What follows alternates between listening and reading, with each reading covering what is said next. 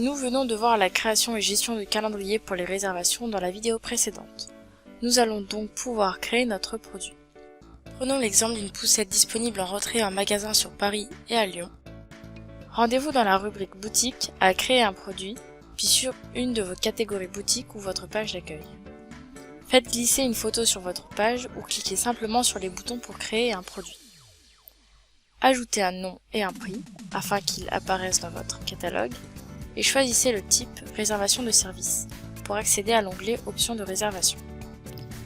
Tout d'abord, vous allez sélectionner à cet endroit les calendriers sur lesquels vos clients vont pouvoir réserver le produit ou en créer un nouveau si besoin en renseignant un nom, le nom affiché au client, une adresse mail ainsi qu'un numéro de téléphone afin de recevoir une notification à chaque réservation et enfin une notion de quantité, c'est-à-dire si l'on peut réserver plusieurs fois sur un même créneau.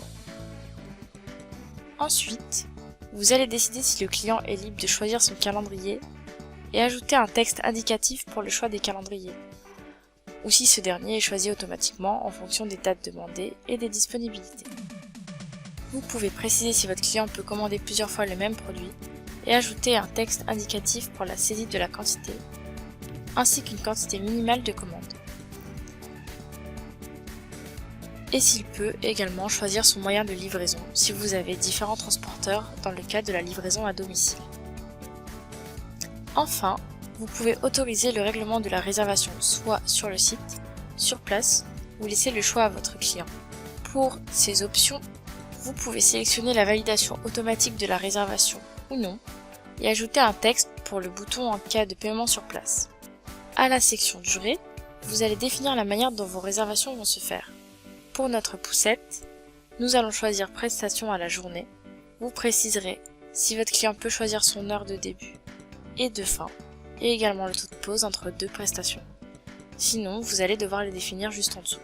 Et également le temps de délai avant la réservation. Si vous indiquez 48 heures, les clients pourront réserver au plus tôt 48 heures à l'avance.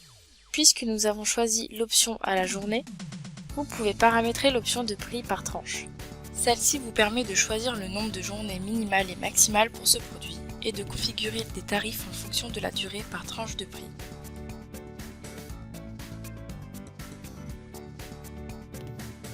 La section suivante correspond à la quantité sur un même créneau. Pour tous vos calendriers actifs, vous pourrez définir le nombre de fois où la réservation pourra être effectuée sur une même tranche horaire. De plus, si dans Options de réservation vous avez coché « Le client peut saisir une quantité », alors votre client pourra définir le nombre de réservations qu'il souhaite effectuer sur une même tranche horaire, jusqu'à la quantité maximale. Enfin, vous pourrez définir un message complémentaire qui s'ajoutera dans l'email de confirmation de la réservation envoyé à votre client. N'oubliez pas d'enregistrer, il ne vous reste plus qu'à vous rendre sur votre produit pour observer les modifications apportées. Vous avez un calendrier, le prix minimal et une indication concernant la durée de la prestation.